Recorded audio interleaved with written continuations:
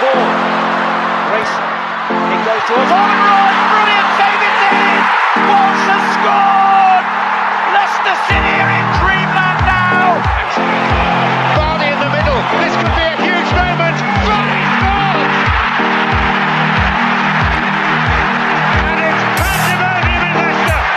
Mahrez with his left, Albrighton with his right. It is Mahrez. It's a good ball in. Morgan's there. It's in. Leicester City score.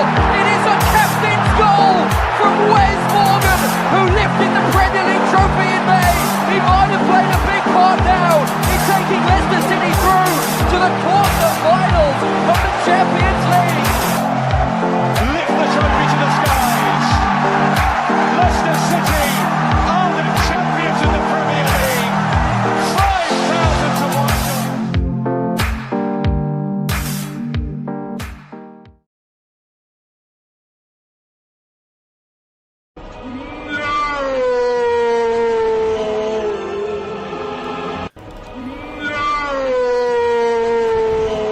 Oh my God. Hello everybody and welcome back to Blue Tinted Glasses for a emergency stream, of course. I thought that was the stream. We could have just kept that on for like 45 minutes on. We're done. We're done. Yeah. That's it. 100%. Oh, look who've got runners as well, just in time. Okay. Before we go into reactions and all of that, let's just go through what's happened this morning. So at 10:15, John Percy with the Percy Bomba. Leicester are moving closer to appointing a new head coach. Gary O'Neill and Chris Wilder are both on the shortlist after interviews last week in London with Top and Rodkin. Other candidates have been spoken to, and Leicester hope to appoint later this week. And then not long after, Rob Dorset from Sky. Half an hour later, Chris Wilder and Sean Dyche among numerous candidates Leicester have interviewed in the last few days. Sheffield Wednesday's Danny Roll, also serious contender, but more complicated to get him. Two other unnamed candidates, which you'd imagine there. One of them is Gary O'Neill, but Leicester hope to identify a preferred candidate this week. Right. Do we start with Luke, lads? I don't know about you. Do we start with Luke? Let's go to Luke. Luke, talk to us, mate. What do you make to all of this? Can you give me a couple of minutes? Mate, take as long as you need.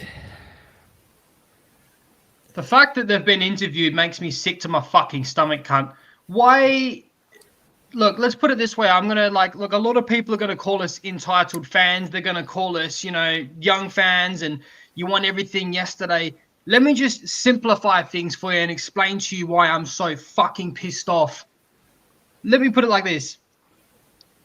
How many people out there want a dream job? How many people out there want that dream opportunity that might not ever come their way? And imagine that dream opportunity finally comes and you have to start on Monday and you show up late. You get the piss the night before. You sabotage yourself. That chance never comes again. Or how many people, this is stupid and simplified, I know, how many people are there would maybe dream of owning a Lamborghini, and you finally get that Lamborghini by absolutely miraculous, maybe you won the lotto or something, and you run that car into the ground without putting fucking oil in it, and you wreck that engine and you fuck that car, and you never get that chance again. Every single time that we get, the fact that these guys have been interviewed has no form of continuity in terms of utilizing our squad at their top potential. We're all excited, granted it's Peterborough, the young, the youth and stuff like that. Tell me what about Wilder and O'Neill would absolutely extend their careers and make them best, to get the maximum potential out of them and integrate them into the team. And to top it all off, how many of you guys sitting on this panel right now think, oh, everyone's going to play a deep block against us? Why is that? I'll answer it for you. Because we have at core somewhat remnants of a Premier League squad. Every single time that we take a back step like this and appoint someone that goes against that, you lose a piece of that squad. And once every last shred of that fucking core squad is gone from the success that we built upon winning the Premier League, is gone, it's over, and that chance is never going to come again. And we're not going to be a yo-yo club. We're going to be a championship club. That flash in a pan that happened 5,000 to 1 was an absolute godsend, a miracle, okay? And we took that momentum when we ran with it.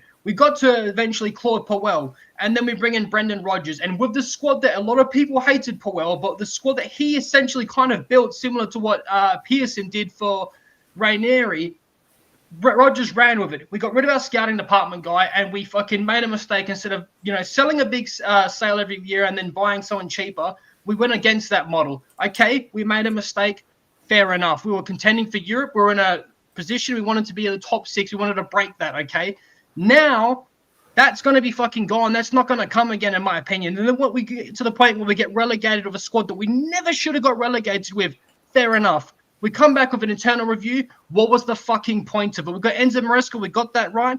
We went from that to Steve Ork Cooper, and we're getting worse and fucking worse. And this snowball that we're kicking down a hill is perpetually getting bigger and bigger and bigger, and to a point where King Power, simply to round this off, our fucking finish, to call Coon Top, and a lot of people won't like this, but I don't care, snowflakes, okay? I live in the real fucking world of common fucking sense, okay? To call him a disgrace or a disappointment is flattering and being polite, in my opinion. He needs to sell fucking yesterday. The lunatics are running the asylum. It's over for King Power. It's over for Leicester City's a Premier League squad. We're them under their regime. I'm finished. I'm sorry.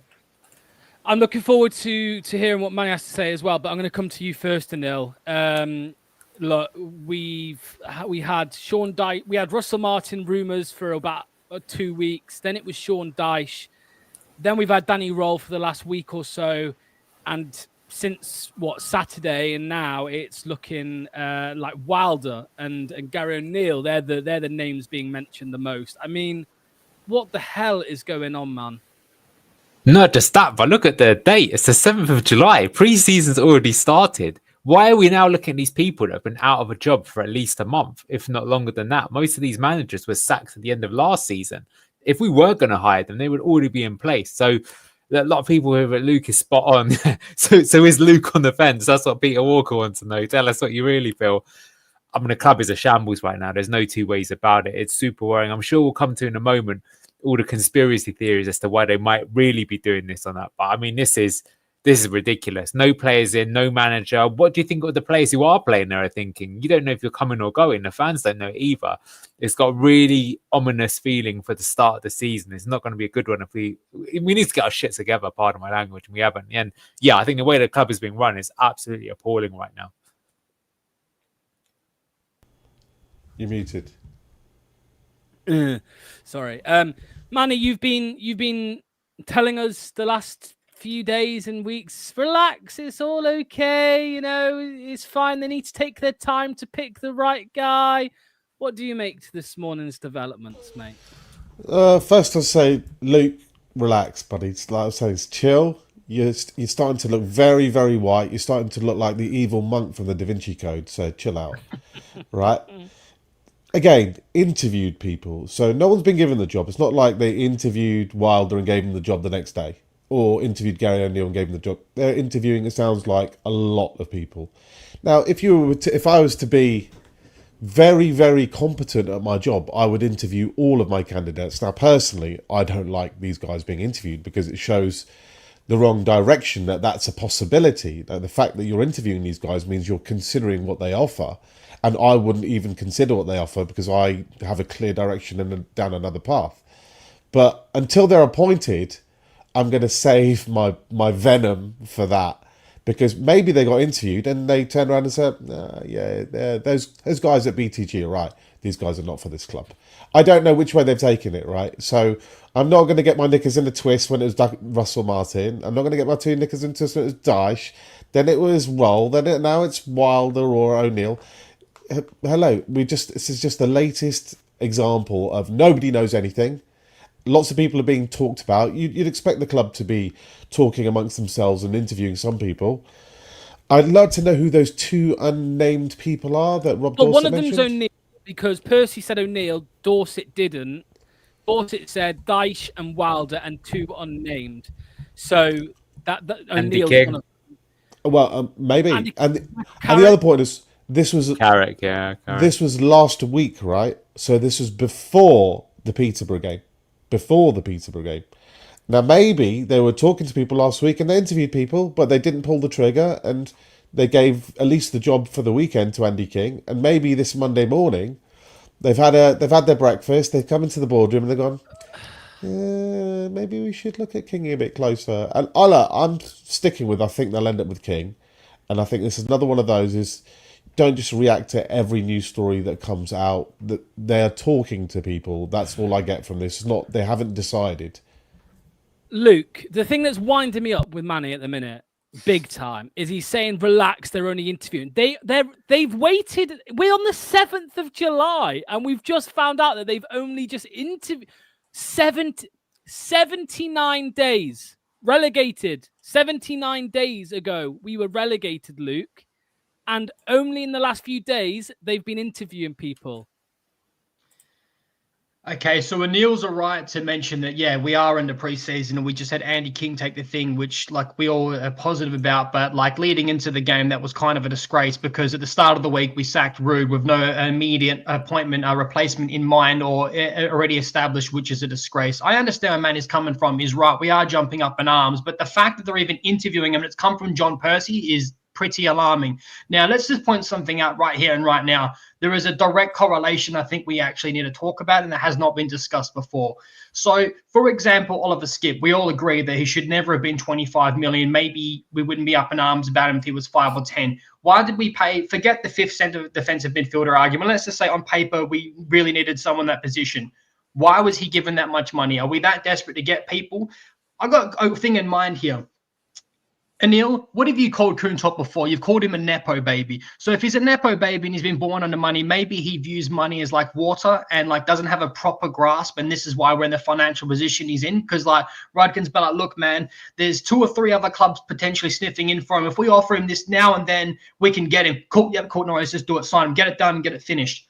What worries me is the same thing is now happening with managers where we look like we're possibly leaving things till too late. Then we're panicking, not thinking about, 3 years ahead. And then we're just get it done, just get it signed. Let's just get someone in. We're going to look worse and worse and worse not having a manager in place. There is no foresight. There is no future plan. We are re-entering the same cycle of ineptitude over and over again and hemorrhaging money in the process of doing it. So in my opinion, Kuntop is a fucking moron. And so is Rudkin. And to your point, why are we even interviewing them? That goes against the grain of all of our young players as well. They're not going to get played. They're going to want to get a move. They're going to want to leave. And let's finish it with this. What is most important, in my opinion, if we cannot bring players in because of the financial restrictions, it's a manager, in my opinion, that's going to get the best out of the squad. And none of these candidates that have been interviewed, according to John Percy, fit that mold. Therefore, our club is fucking retarded. Anil, remember when we were saying about how Top was out playing polo and then you had people saying, well, that's like an hour out of his day.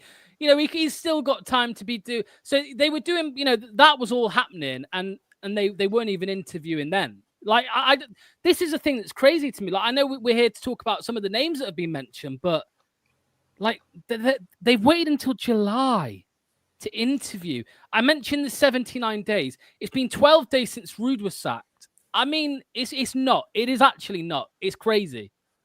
Worse than that. That's the real issue here. The thing is, right, let's say they had already appointed someone, even if it was someone we didn't like, at least, okay, it's this person, get on board. It's a dice train. That's what's happening. He's a new manager. Get on board. He's in for pre-season. He's going to set the team up. He's getting his players in. Great.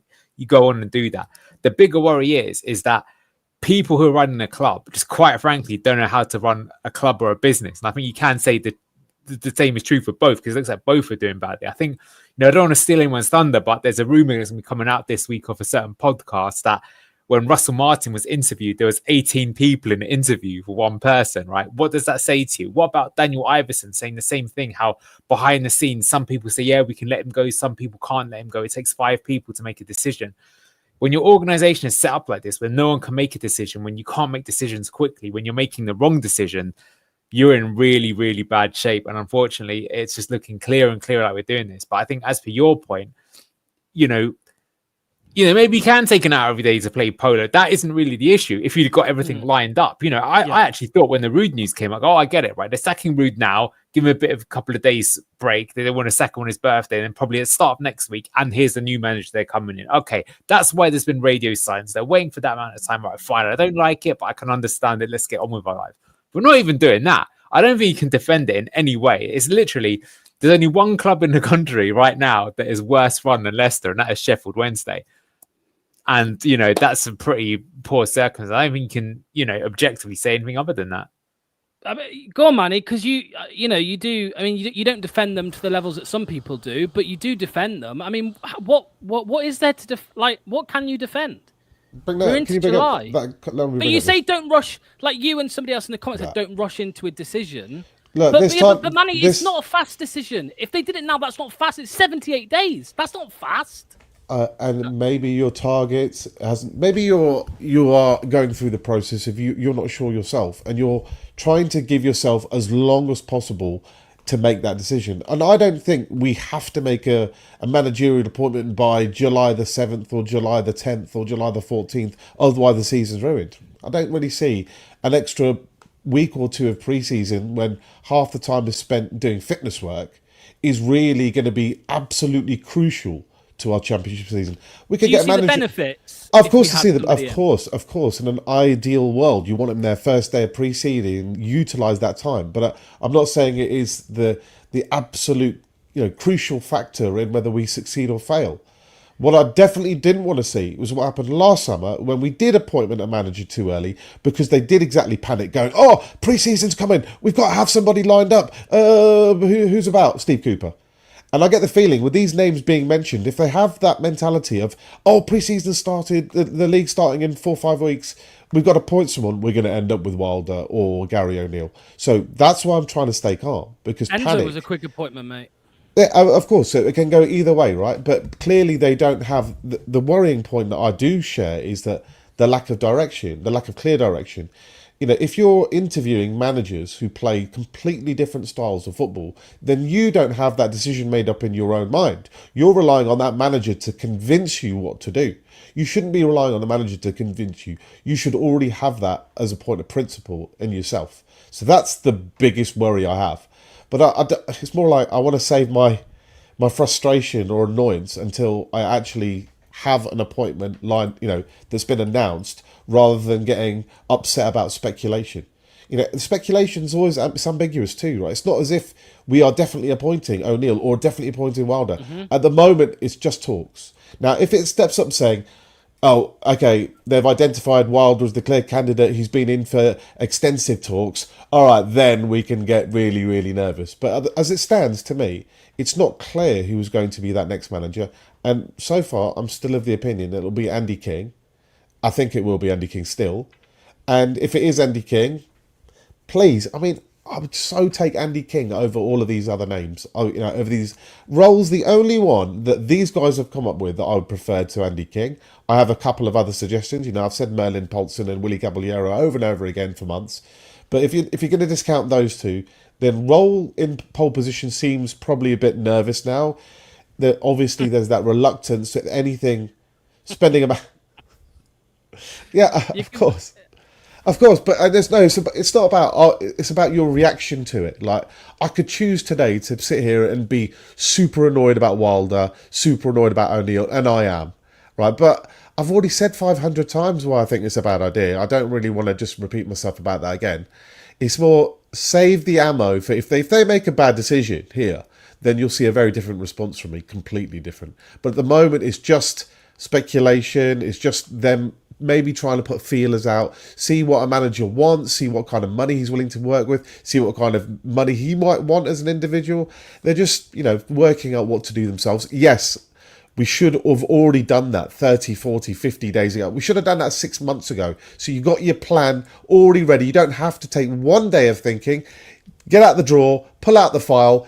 If Rude goes, what do we do? Okay, here it is. We'd already done that white paper. That was done by the team 6 months ago, a year ago. These are options. Let's crack on.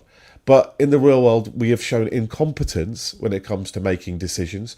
We've definitely shown a lack of confidence in our own decision-making ability. And my worry is that these kind of names, Cooper, probably Dean Smith before, and certainly Wilder and O'Neill, is Rudkin's influence, it seems to be. It seems to be like his kind of manager, his kind of style. Certainly that's what all the football journalists have been suggesting. And if that is his influence, then, Top really needs to be paying attention to what the fans have been saying. Top needs to go. Go on, Sorry. mate. John Percy, did it not just say, I've just started a comment, did it not just say they were interviewed this week in London or last week? Sorry. Okay. Here you go. Right. Top and Rodkin. Yeah, interviews last week in London with Top and Rodkin. Yeah. Okay, cool. No worries. So this was probably taken place after Rude was sacked. So how long do you honestly, realistically think of how retarded they are that they decided we're going to sack Rude Benistere? He's not the man for us moving forward. Why are they conducting interviews before the sacking is even announced? Why have they not had a contingency plan before he was sacked, ready to bring someone in? Why have they left it till this late? Look at Southampton with one of the most attractive up-and-coming managers in the English game, or in the English territory, whatever you want to call it, in Will Still, who was there in the last game, who is there now in the preseason early, integrating his style into his players, who I think is going to transform that very average squad. But in my opinion, he's going to be absolutely, probably going to do an Enzo, in my opinion, 1 to 2 seasons from now, and he's going to get a bigger and better move. If you're looking from the outside in and looking at the shambles of this club, sacking managers after, when the writing's on the wall, Cooper, for example, perfect example, sack him after the international break. If you're a manager looking from the outside in, why the fuck would you want to come here? Remove the points deduction and stuff. The way that we do things is beyond stupid and makes no sense whatsoever. We're waiting for this right appointment. What do you mean? Why are we? We're not even waiting for the right appointment. We're just trying to get whatever will come and manage us. It makes no sense whatsoever, man. I don't understand where you're coming from, man. You're like, to me, it just screams ineptitude from the top all the way to the bottom. I don't understand this. I am on board with King coming now. If we don't get Roll, I would just much rather King. I can't get on board with any other manager, to be honest with you. Anil, we've got a live feed coming in from the boardroom at the King Power Stadium. Look, here's the thing. Fine. Listen, I'm gonna be honest with you. I'm kind of retarded.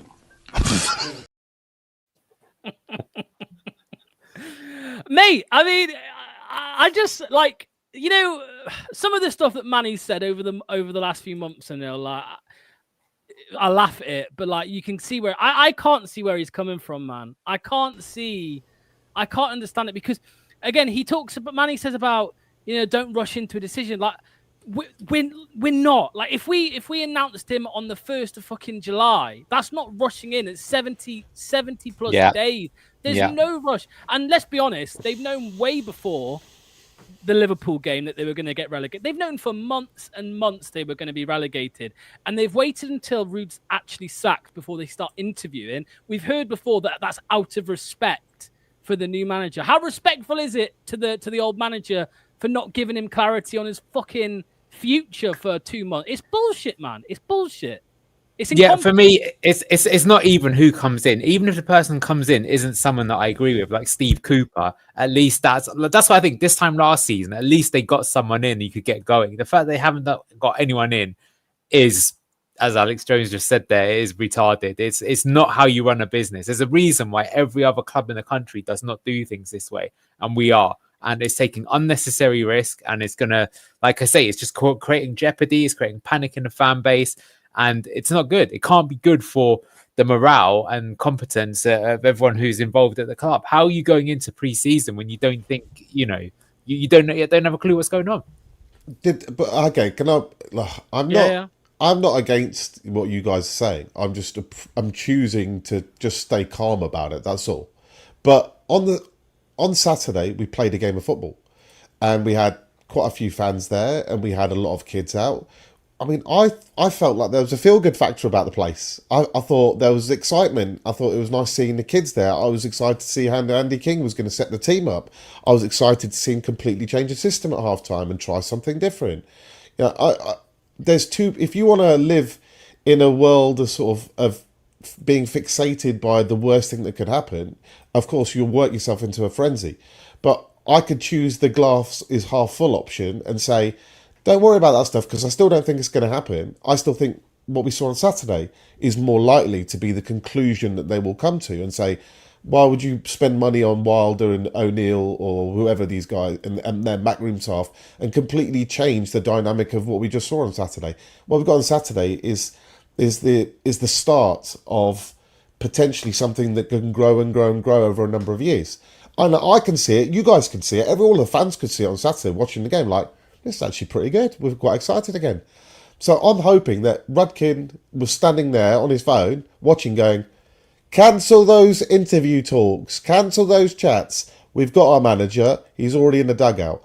And people want to talk about sort of panicking about the situation. Why didn't you get you done? Maybe the manager's been there the whole time, Andy King. Maybe he has been there. Maybe he has been talking to players. And he's been doing the managerial work, although not in title. But he is the guy who's having conversations with players. But then again, that goes. But why haven't they given it to him then, man? Because okay, I can only surmise that, for example, that maybe he needs a bit of a confidence boost to feel that he's ready for it. Maybe he's like, I'm not sure if I want to get this job. He could be like Lampard at Chelsea. You take the job too early. Mental gymnastics you're doing, mate. I've got maybe. I'm stretching, maybe, but if he, I think this is what I think. If Kingy was 50-50 about the job, which I would imagine you'd probably be something like 70-30 about yes. Like maybe you'd be like, I'm not sure if I'm ready. It's a few years too early. But once he gets a couple of games of doing the job and gets a feel for it, get a taste for it, then his attitude, his confidence levels might be different. And I'm choosing, I'm not saying this is true, but I'm choosing to believe that they are trying to give Andy King ample opportunity to be in a position where he feels confident, the fans feel confident, and from their point of view, don't forget, it's the cheapest and the easiest option, which is why I think that's where they'll end up. Let's talk about this, Luke, because it is being asked by a couple people, and of course it is a genuine question I think that we should look at. Do we buy into the argument? So the possibility that Top and Rodkin, these names are being leaked to try and put pressure on Sheffield Wednesday and Roll to pick up the pace. Because I think we've all been saying, well, we had been saying that Roll makes the most sense because if it was somebody out of work, it would have been done by now. But we're now hearing that, well, they just hadn't interviewed anyone, right? So that's why we haven't heard anything. But this is a possibility maybe that if negotiations with Sheffield Wednesday about compensation and stuff is, they're dragging along, maybe this would put pressure on. Okay, so first of all, I appreciate where the stance that Manny's trying to take and not get too emotional and heated, but nothing, and to go in hand in hand with that comment that you just brought up, nothing with the track record in the past 3 years, Leicester City screams that we have the intelligence to do that at all. Look at what we've done in the last 3 years. I've just ranted about it already. There's plenty of other content for you to go back and see, or you can just, if you're half a brain in football and you love this club like I do, then you know that this club, absolutely giving them way too much credit. We're trying to take anything that we can get right now. No, I don't subscribe to that whatsoever. If you look, Sheffield Wednesday have not been paying players, they've not been paying staff. Danny Roll's not going back, whether he's coming to Leicester City or not. He wants zero intention of going back. They haven't paid his wage. I'm not your employee. You haven't fucking paid me. I'm not a charity case. He's not going back. If Sheffield Wednesday are really that bad, they should accept anything that we offer them. Anything, because they've not been paying wages. So fuck off, Sheffield Wednesday, you retards. They're retards, not the players and the fans. You know what I mean? I'm sorry, but like the Thai owners, they're obviously like demons as well. But like, I just no, there's no fucking way that that's what we're trying to do. We're trying to get anyone in that we possibly can because the club knows that they look stupid. And yes, once again, here we are. But she did take a wage cut from £320,000 to £301,000 off the back of the internal review. No idea what wage cut Rudkin's got. Luke's been told off like he's like a little kid who's scared of his dad. Made me feel bad. I don't know. I would agree. The slag comment, yeah, maybe not the best. But Anil, yeah, I mean, what do you buy into any of the role stuff? I mean, maybe we're just trying to put pressure on them to get that over the line. It is interesting how it always seems like a coordinated drop of info from journos. You know what I mean? Like Dorset and Percy within half an hour of each other. It's like something's been leaked. Oh, it has for sure. But at the end of the day, I still know I don't have any faith in the club or the competence. Like, how long are we going to keep making excuses for the club for? This has been going on for such a long time. It's just a repeat of what's happened in January, but it's even worse. Like I say, I'll come back to the same thing. There's no way in a million years that you should be going into pre-season in what's a very important season in as clueless a situation as we are.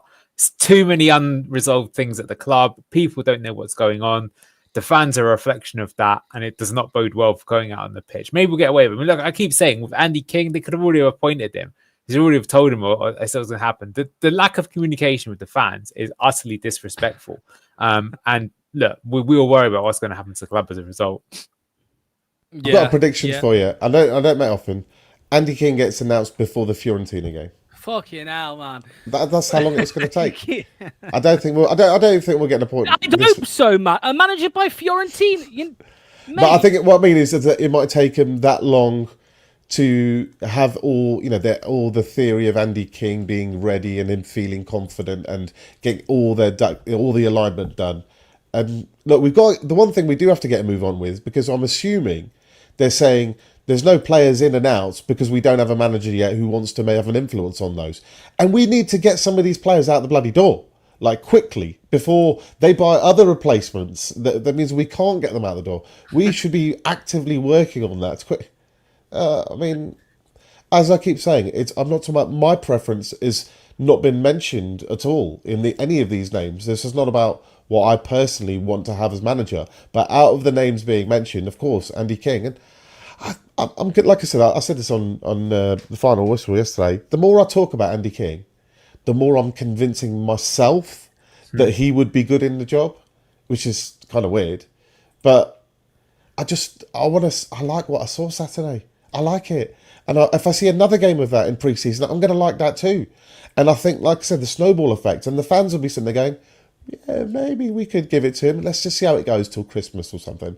Maybe they'll just delay it all the way, and we might not get a permanent manager until the start of the season. And Andy King give him the job on a caretaker, and it's up to him to get it to full time. I don't know what they'll do. Luke, I know you've got to go in a set, mate. So let me ask you that. Well, let me just put this to you. So again, I'll say it again: 79 days since relegation, 35 days away from the season started. The season starts in 35 days.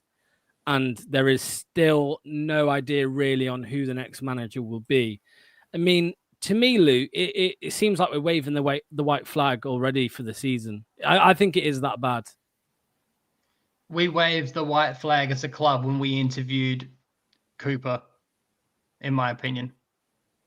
I stand by that. There's receipts of me saying that we were going to get relegated the second that he was appointed, and the trajectory has just been absolutely abysmal since then. We had one chance to right wrongs with Enzo Maresca, and to give the board credit, they absolutely nailed that. And we got players out, and then we got players in. And what makes it more crushing, again, going to my first thing I said when we came on this, that like you get one chance and one opportunity sometimes to right wrongs or even get an opportunity, and we've completely squandered it. So like I said, under this regime, we're finished under King Power. It doesn't matter who we appoint now. The damage is already done. Yeah. Luke, I know you need to jump, mate. So I'll let you go, mate. Cheers for jumping on. Much appreciated. We'll see you very soon. Before we end, guys, I want to just bring this up here and let's talk about this quickly. So this is the I understand, by the way, people say, well, they could be interviewing somebody left field. I understand this, but these are the names now that appear to be, it's going to be one of these from the looks of it. So Gary O'Neill, Danny Roll, Chris Wilder, Sean Dyche, Lee Carsley, Andy King, and Michael Carrick. It looks like it will be one of these names. And Neil, does this fill you with confidence, this list, mate?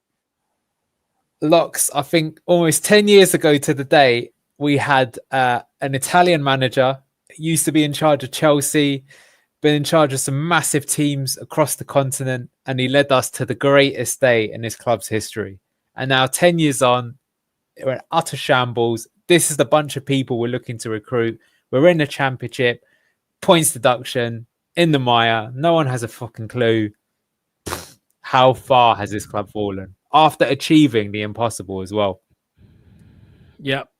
78 days, managing to compile this list. I mean, and I think you can take. I still think you can take Lee Carsley out of this because he did sign a new deal with the FA not long ago. So, yeah. I mean, the really frustrating thing from my point of view is the bookies list seems to be our list.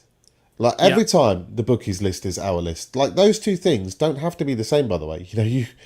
Our list is not known by the bookies. It's supposed to be private. But it sounds to me like they didn't have a list and they probably went to the bookies list for some inspiration about who they might get next. That is the thing that frustrates me, is that There's no out of the box thinking with any of these names. Not one. Not one left field. Not one Fabian Hertzler. Not one Keith Andrews. Not one Cuesta or any of these V-Sends that were available. Not even... Now, if you want to do interviews, fine. But why didn't you interview some of the left field candidates as well and see if you can hit upon some gold? So... These were the names under as well, by the way. Look at the ones on. Look at the outsiders. Rosinia, Hasenhüttl, Terzic, Wagner, Thorup. Someone like Terzic, is worthy of an interview. Sebastian Hoeneß at Stuttgart, worthy of an interview. Merlin Paulsen at Hamburger, worthy of an interview. These guys are similar to Danny Roll. We like Danny Roll. It's similar profiles to Danny Roll. But we haven't interviewed any of those. If it was me, I would interview anyone who plays the style of football that I want, and then you find the individual who gives you that feeling, that character, that aura, that... I think you used the word chutzpah the other week. That is the right word. Someone who's got a bit of X factor about their personality. Whoever's got the most X factor, they get the job. That's how I would have done it. But this is, like I said, I think it's so crazy. Mind you, it's so crazy to even interview them, in my opinion. So maybe you guys are right all the time. We'll end up with one of these guys. I can tell you why we haven't interviewed anyone out of left field. It's because they're not with a certain agency, which is where King Power does all of its business with, which shows the lack of thinking at the club. I don't know if you want to bring it up, Locks, or not, but there's an agency called Wasserman, and that's where we got Enzo from. It's where Vardy's signed from, is where a lot of our players come from. And in my opinion... Tell us all about Wasserman that you can, please, Anil, because I really don't know much about them. Basically, it's pretty notable with Leicester that rather than coming up with innovative ideas, we're presented with a list of things from various agencies that we've worked with in the past. And we basically do, I wouldn't say what they say, but we tend to do a lot of decisions that come from this particular agency. It kind of feels like, do you know, like a little bit how like, you have that situation with Wolves, right? Where they have that Portuguese guy that always brings in the same sort of players in your rotation. So Gary O'Neill and Chris Wilder are both represented by this agency. Both of these two are high up the list in terms of people that we're looking and speaking to. Enzo Maresca was represented by this agency. There's something that doesn't sit right with me. So they're outsourcing. I was just going to bring agencies. this quickly. Yeah, so Wilder and O'Neill are both very different options from the likes of Roll Castley and Sean Dyche, but there is a common theme emerging. Both managers are represented by Wasserman agents who have close connections to the Foxes. A number of players are represented by the group: Hamza, Ben Nelson, Christensen, Luke Thomas, Jordan Ayew, Patson Daka. I know for sure that Harvey Barnes and Brendan Rodgers were also part of this. And in fact, if I'm not mistaken, Ryan Bertrand was also a part of this. And Brendan Rodgers' brother or a relation to Brendan Rodgers is like a board member at Wasserman as well. This story gets even deeper. And Ryan Bertrand was brought in the same summer. It's a bit dodgy. Anyway, the Wasserman website also states portfolio includes Premier League venues such as Arsenal, West Ham, Leicester, blah, blah, blah. Under fire director of football, John Rodkin, is also likely to have a strong relationship with the agency, and the pieces align perfectly for the job. I know Rick Flair from the Big Strong Leicester Boys who goes into a lot more detail on this Wasserman thing than here we go. Look, Luke says it. Luke Dewar. Brendan's son works for Wasserman. Yeah, it seems like how Manny, you said the bookies list is our list. It seems like Wasserman's client list is our list. That's how it seems. Well, it sounds to me like this connection means that they outsource a lot of decision making to a third party that they allow benefit off the back of it. Maybe, yeah, absolutely. Well, not maybe, definitely. But the simple fact that you don't have the confidence in your own mind to make a strong decision, and you're looking for ideas and influence from a third party, is very, very concerning. Now that worries me a lot. All of us, well, most of us, have our own clear minds. You might disagree with what I think or what Anil thinks or what Logs thinks. You might have a different opinion to each other, but at least we have clarification in our own mind about what we want to do or what we'd like to do. The simple fact that you're zigzagging from one manager, from another manager to this, and the Enzo appointment, I assume, because of the Wasserman connection, you didn't come up with that yourself. You're outsourcing it. You're putting your hand. It's like getting a temp in for a week over the summer, and then giving him full control of the club, make the big decisions, and then you go away until we need you again in 3 years. You cannot operate on that basis. You have to have the expertise within the club. You cannot outsource these decisions. That's why you have fluctuation, because it's not coming from one reliable, qualified, good source. It's from an agency that might have multiple different opinions depending on which day of the week you ask them. You have to have that in-house. And by the way, just continuing with this Wasserman link, we mentioned Chris Wilder, of course, a part of it. Hamza Chowdhury, a part of it.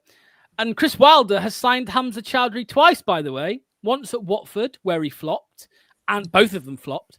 And then again at Sheffield United last season on loan. Again, Hamza Chowdhury to Chris Wilder. I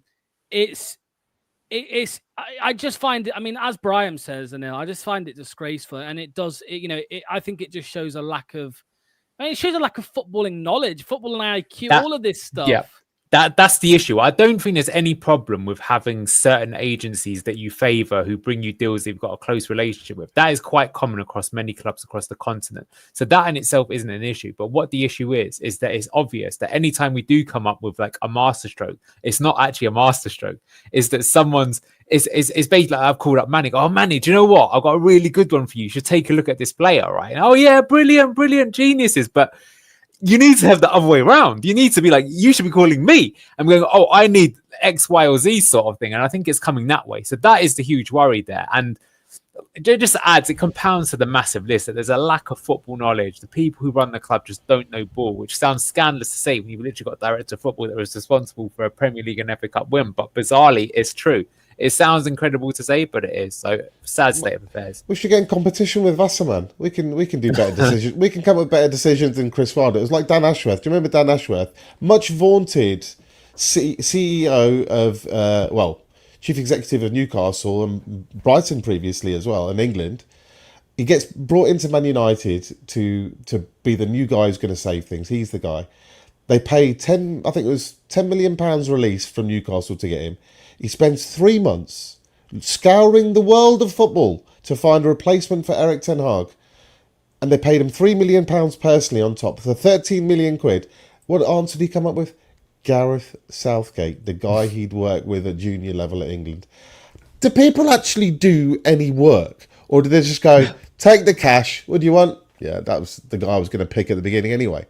Does anybody watch vast amounts of football? Does anybody study the game? Does anybody realise of the impacts that football from different countries can have on the style of play that you're having in your country? It's not. We don't live in isolation. It's a globalised football world. We have a team made up from multiple different nationalities. Is anybody watching to see that? How does a character from someone in South America or Africa differ? How does it integrate into our team? What styles would suit these guys?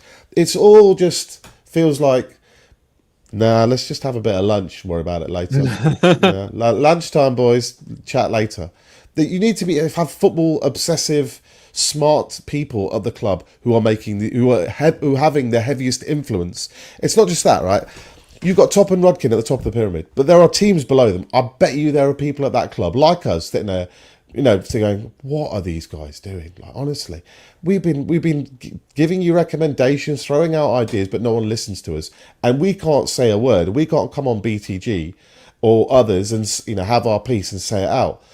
It just sounds to me like people need to get out of their own way and listen and stop thinking you have answers, because your answers are from 20 years ago. It's not from today.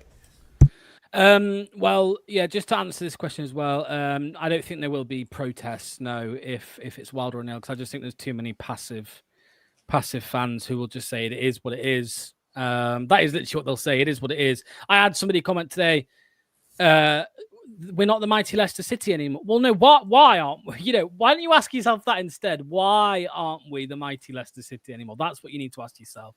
But Anil, just finally before we end, I mean, to me, mate, if one of these appointments does happen, I just think it shows that we're even close. Yeah. By the way, sorry, we'll get them back on. We'll get them on. Sorry, Anil, this I just think means we're just getting closer and closer to the end of King Power of top at the football club. To be honest with you.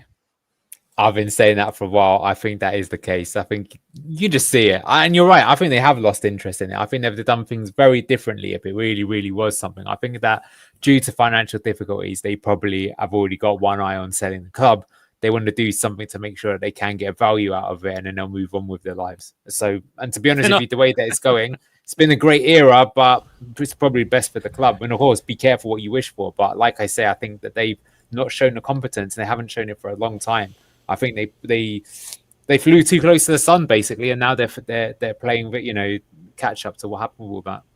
I don't think they're going the right way about it though, Anil. When you said about trying to get some value out of it by putting Wilder or Gary O'Neill, I mean, I think I've got a conspiracy more. theory for you. Maybe the King Power it really is in big time financial trouble, and the club does need to be sold. But you're not going to sell the club in the Championship because you're not going to get top money for it. So maybe they're thinking, get Dyche, Wilder in, get you up by hook or by crook, and then next summer they'll try and sell the club. They could have sold that I actually think is most likely. Because think about it, they don't want to pay any compensation. They want to keep all the money off the books. They want to clean it up, get the club into the best possible state, and do that. I actually think that is likely, to be honest with you. Yeah. Right. Final couple comments. The only reason they would want to appoint someone like Wilder is so that they get us promoted this year and can sell us on, like Manny was saying. King Power out. Somebody says no ambition from top. If they appoint Gary O'Neill or Wilder, there are many free agents that play good football, but they don't have the knowledge. King Power group out. Somebody says may as well. I mean, I reckon you just fucking let Glover run the club. To be honest with you, you probably get on a lot better that way. We say a lot of negative things about a lot of people at the club, but from what I can see, Martin Glover is only associated with sort of positive type signings. Like he doesn't take any of the blame for Skip. Apparently, he had nothing to do with that. So his signings were Fatawu and Mavididi and Mads and Bilal, and all of these have been good. They've been good value hits. So at the same time, there's probably, like I said, there's probably some individuals at the club who are tearing their hair out thinking, we are doing a good job. We are doing our job properly. We're giving you good players. We're giving you good recommendations, but you don't listen to us.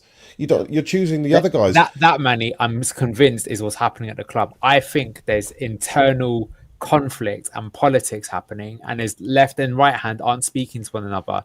Who really controls the club? Like I say, when it breaks, there's 18 people that are interviewing someone for the job. Why is that happening? It's because this group doesn't trust that group. You should take like 2 or 3 people tops to do it, right?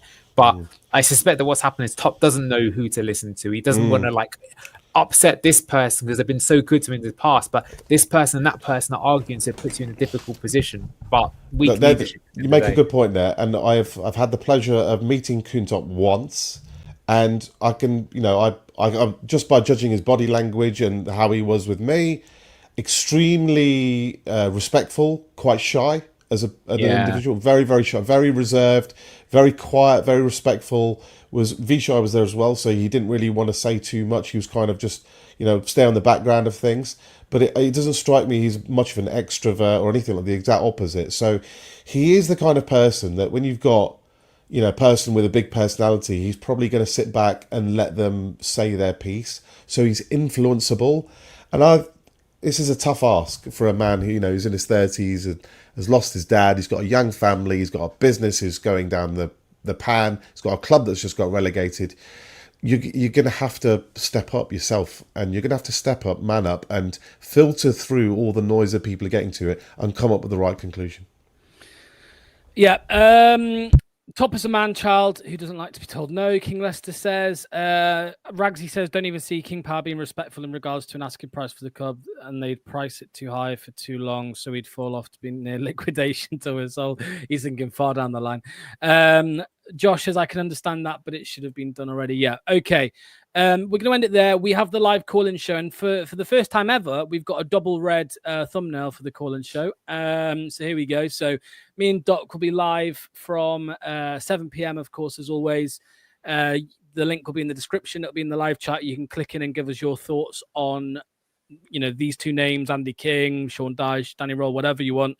So make sure to join us for that one and let us know where your head's at. Can I just leave it on a positive question? Yeah, quick question for you, Locks. If Wilder gets appointed and you get a press pass, are you going to be tough to Wilder to his face? Are you going to bottle it like Lou does? I've already told you that if Chris Wilder's the manager of Leicester, I'm handing the channel over to Manny and Anil. I ain't know. Mate, you'll be doubling your output. What are you talking about? You love it. You'll love it. You'll love it. You'll have so much to be annoyed about every day. It'll be brilliant. Yeah, I mean, we'll definitely get, you know, I mean, I've spoke to Hal and Nick on the Sheffield United way, who obviously love, you know, Sheffield United fans love Chris Wilder, and they said we love him. It's some of the best football. I mean, Kate said it today. Some of the best football we've seen at the Lane, at Bramall Lane. It's not really saying much, is it? To be honest with you, that'll pull Heckingbottom. But they even said, I think one of the two, Nick or Hal, said, but if it wasn't for Sheffield United, he'd probably be in League One. So, Mate, do you know the reason those Burnley fans like Jacob Horsford was on the other week and Sheffield United fans, they love Dyche and they like because they've been served up sacks of shit for 40 years that have achieved nothing. That is the highlight. That's the highlight of their club's of their living experience with those clubs. That's as good as it's ever got. We are not those. We have experienced something way different. So it's harder to feel the same way as they do. Yeah, I totally agree. Right. Okay, we're going to end it there. Like I said, make sure to join us for the call-in show at 7 p.m. And yeah, we'll see you then. Unless there's some more breaking news in the next few hours. Who knows? Who knows with this club? See you in a bit. Cheers all. Bye-bye. Thank you to today's sponsor, Match Bingo. Over 200 grand has been paid out to players so far by taking sports betting, football and bingo and combining them into one brilliant app. Make sure to get your bingo card for any Leicester game in the upcoming season by clicking the link in the description or via the QR code on screen.